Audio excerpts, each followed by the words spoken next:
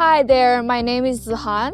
I'm a master's student in second language education at DISE at McGill. My supervisors are Professor Penfei Zhao and Professor Susan Ballinger. I would also like to recognize Professor Mela Sakar, who had guided my research journey before her retirement. My master's thesis focuses on co-constructing gender-inclusive language with Chinese in-service English as a foreign language or EFL teachers.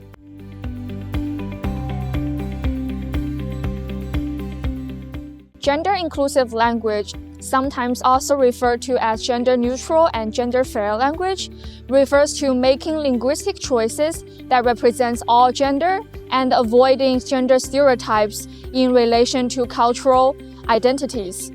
Some specific examples in English include avoid using masculine term as a default, for example, replacing mankind with humankind, replacing manpower with stuffing. Sometimes we also use gender-inclusive language to challenge the biases embedded in the language. For example, automatically assuming that a pilot is a man and the flight attendant is a woman.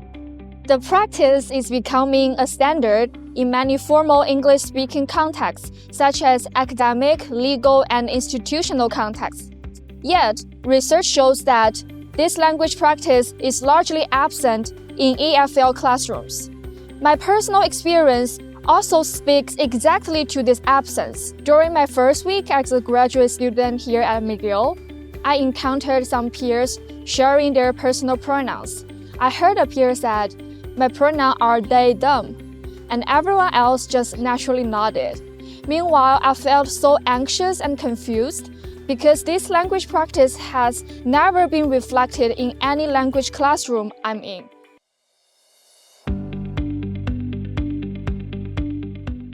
So, should gender-inclusive language be taught in EFL classrooms? I believe in-service teachers should have a central voice in answering that question. The reason why I conducted a collaborative project with my participants is rooted in my own experience as an EFL teacher at a high school in China. I attended year-long teacher training programs organized by local educational bureau and research universities. The majority of the programs was conducted in a top-down, skill-oriented manner. Therefore, teachers rarely had the opportunity to sit down together and explore solutions to problems. What I found far more rewarding compared to my professional development experience was my collaboration with another early career EFL teacher. That informal community helped me to navigate the first 2 years in my classroom. This experience made me realize how resourceful practitioners are and how often their voices are marginalized in educational research and decision-making.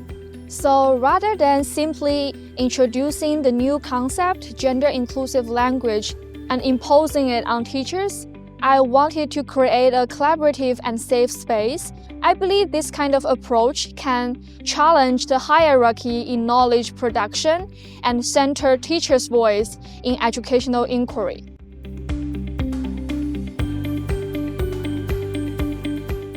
I designed the research process in 3 stages. First, an initial round of interviews to examine teachers' beliefs and practices about gender-inclusive language. Second, 3 collaborative inquiry sessions in the form of group discussions. And third, a follow-up interview to examine the overall reflection on the process and any shifts in their beliefs and practices.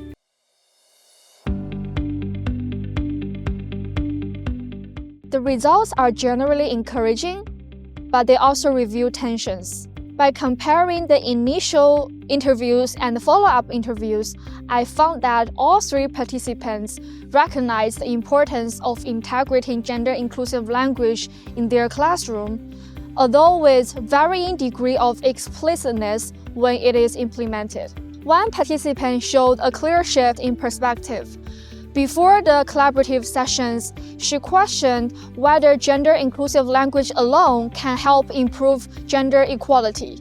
After her participation, she now believes that gender-inclusive language together with other topics about social issues, should, at least, be discussed in her language classroom.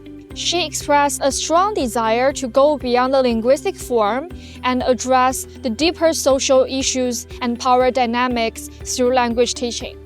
Another participant acknowledged that gender-inclusive language is helpful in raising her students' critical awareness in gender equality. However, she decided not to explicitly teach it at the end of the research. She mentioned the absence of official curriculum guideline and the risk of incorporating a new content without official approval. Rather than viewing this inconsistency between her beliefs and practices as a shortcoming, I believe this is a valuable window into the socio-cultural context that every teacher operates within.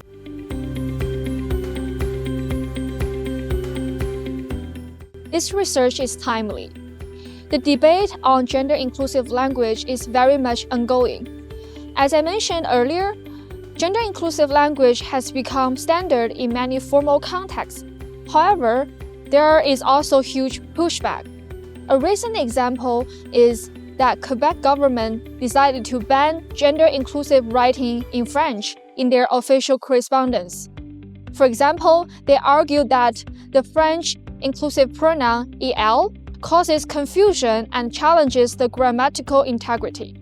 This research contributes to that broader discussion by bringing in in-service teachers' voices.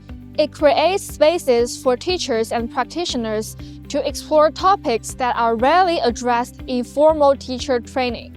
Thank you so much for your attention today. If you are interested in my research or have any feedback, please contact me via LinkedIn.